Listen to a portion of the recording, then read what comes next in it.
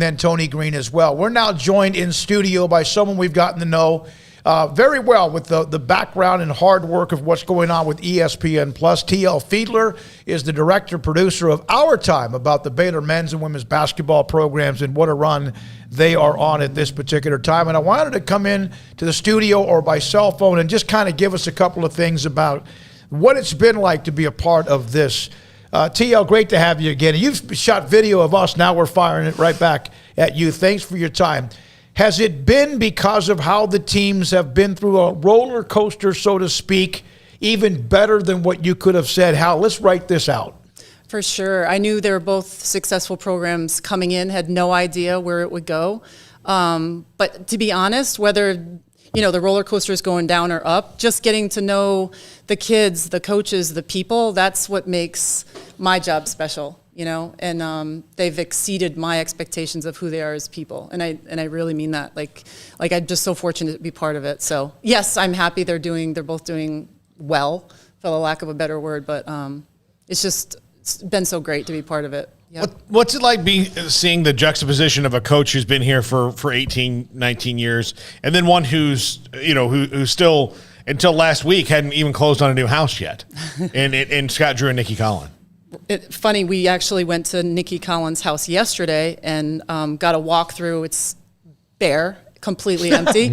And she showed us around and was meeting with her interior designer. So, she's brand new here, but certainly not brand new to what she does. So cool, confident. But to be honest, I throw a mic on each one of them pregame, an hour before the game, and follow them for 5 hours, basically. The confidence the same. The level of skill and coaching is extraordinary. So it's I don't see a difference. I just know them as people, and I wasn't here to see Scott's last 18 years or whatever it was, 19 years. So to me, they're just people, and I'm just kind of following them, and I've been impressed obviously with both of them. What kind of a growth have you seen with Nikki and just this team getting to know each other early on? They had the COVID issues early on. And obviously there's a lot of people doubting, when they drop a couple games early, like, oh my gosh, what's going on? And just to see her on a regular basis kind of handle all of that and get to the point where they are now. What's that journey been like, just seeing that evolution? Yeah, I mean, she's cool as a cucumber. She's just awesome. I mean, my first day, I remember interviewing her, and one of my interview questions was, what's it like playing with or having such a short bench? Then it just got shorter. So she hasn't had a deep bench, but what she's been able to accomplish is extraordinary. And we actually went to Iowa State with them Sunday night, and we're with them through that battle, or I should say that easy game for them. But yeah.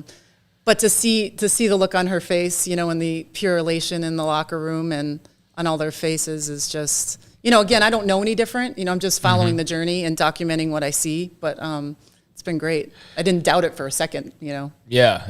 You've seen some unbelievable human interest in this time. Doesn't that help when you're running a series like this? And has the focus on Nalissa Smith run yet? There's been, as far as a feature story? Yeah, the interview with her mother. So, okay, I'll answer it this way. I think week 1, week 2, week 3, I can't remember, maybe it was week 2. We did a little piece with her. She was painting. Our episodes are short, so it's we don't have a lot of time to do lengthy pieces. So we did a little piece with Nalissa last week, if I'm not mistaken, because I sometimes shoot a week or two in advance. I know that. Last week, Kansas game, correct? Yes. I jumped in the car with Nalissa's mom and dad and rode over to the game with them, and the dad was just kind of, I probably shouldn't give us away because the episode's not out yet. Yet, that's fine. No, but it's okay. But the dad was just kind of talking about, how he sends her a text message, pregame and expects certain things of her in a loving way. And then, mom wears this certain perfume that Nalissa gave her. And, she has these pregame rituals. And, she teared up a little bit because I guess, Nalissa had, a blood, something going on with her when she was 3 years old, infection or something, disease or whatever. So they almost lost her. And we don't get into that too deeply, and that's actually not part of the piece this week because we couldn't go that deep. But her mom was tearing up, thinking how proud she is of how far she's come, obviously. You know, I think one of the things that you think about the individual stories, whether it's the men's team or the women's, there's nobody's boring. Like nobody you would say like, man, there's just nothing going on there. You know, you got nothing. You've got transfers from Scott's team, people coming in with Nikki, and just so many different things. James Akinjo, you know, is a story that people may just think of like, that's just a guy who came in here, but he's got levels to him that people don't even know. So yeah, you got lots of things to chase. For sure. You know, James, I guess, they say a little, he keeps to himself, you know, quiet leader in some regard, but I was fortunate to go home with him to Oakland and just kind of see his world and where he came from and how that neighborhood that he's from in Oakland has like, the Acorn Projects is like severely, incredibly embraced him. They protect him. They've protected him since he was a kid because they saw his talent. And but I saw it firsthand because I remember walking with him. And as soon as we got out of the car, started walking. You know, people were just crawling out of the woodwork, literally, like kind of because he was there. His sort of group sort of thing. There was no texting going on. It wasn't like, oh, ESPN's here. They just all sort of knew his presence, and it was almost like Muhammad Ali-esque, which sounds really pathetic, and it's like, give me a break. So it's a little extreme, but I've never seen anything like it. And I've been around a lot of athletes, like a lot of professional athletes, but I've never seen sort of a protective layer around him in that neighborhood. So that was just cool, like eye-opening, and you know, you can really see how much he's loved back home. Have you caught Scott Drew in any bad moods that we haven't seen yet, or has it just been as positive as ever? He's so fun to follow. Yeah, he's super fun to follow. The only bad mood I would say is the Kansas game when we were at Kansas. Like, I was like, you know, I was in that locker room. I was on that plane on the way home, and there wasn't a word spoken. So he had every right to be in a bad mood. But I wouldn't say bad mood. He just, you know, he wanted to win. You know, but no, he's amazing. You were talking about clearing. We had him on the show the next day, and he was cracking jokes. I know. He was just it was like it didn't happen. I mean, or not, it didn't. But it was like, well, nothing you can do about it now. You know, might as well move forward. Yeah. I was in TV the first 10 years or so of my career. And I remember shooting features or games or whatever. And one of the things you learn is to not shoot too much, because eventually you have so much. But you always want to get whatever you can. Then you go, how often do you find yourself? I mean, that's a dumb question. If anyone who's been in that business, it is enormous, is it not? To try to get it into a certain amount of time, and then also everything that you and also your staff shoot all the time. Well, okay, like threefold. The access we're getting here is unbelievable. First of all, the people are amazing. The whole town's amazing, but the two head coaches, the athletes, the athletic director, I mean, everyone's just exceptional. So the access has been 100%.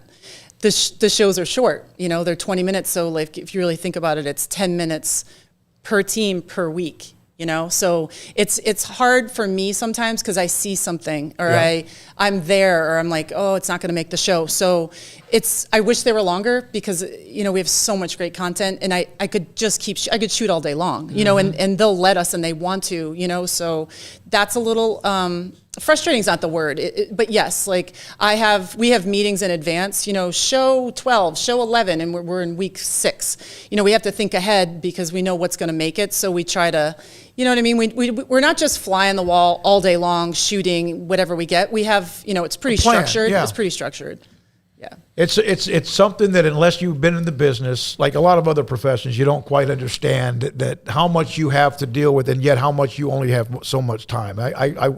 I feel for you there. Yeah. Well, and the other thing is, like, the further I get through the season, the more you get to know people, you know, and it's like, even Scott, he's great because he'll just say, oh, you know, I have an idea, you know, and his ideas are always great, but we might not have room for it in the show. So it's like, you know, week 1, you know, is kind of, you know, trying to, you know, not think up story ideas, but like, is it okay? Will they want to do it? Now I know everybody will do something, and they're all open arms, and we don't have a lot of time left, you know? Yeah. So hopefully next year we can do 1.5 weekly shows, 12 shows. No.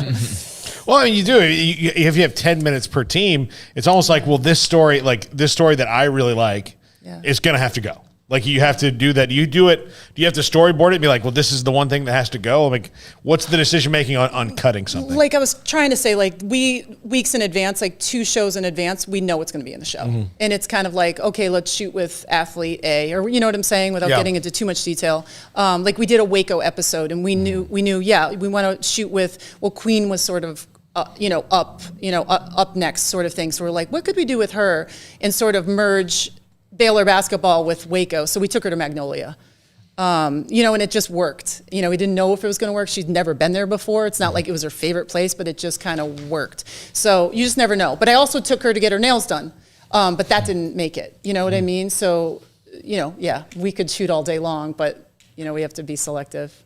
What's it like to see where they've arrived now at this point? I mean, you guys you had a good idea that they'd be good teams, obviously, because of their history. But, I mean, to see the positions they put themselves in now and to have seen kind of the journey, it hasn't been easy for the men with the injuries and whatnot. It hasn't been easy for the women with all they've gone through. But to see them where they are now here towards the end, I mean, has to work well for you guys and the show, but also just getting to know these people, I think that'd be, a cool deal.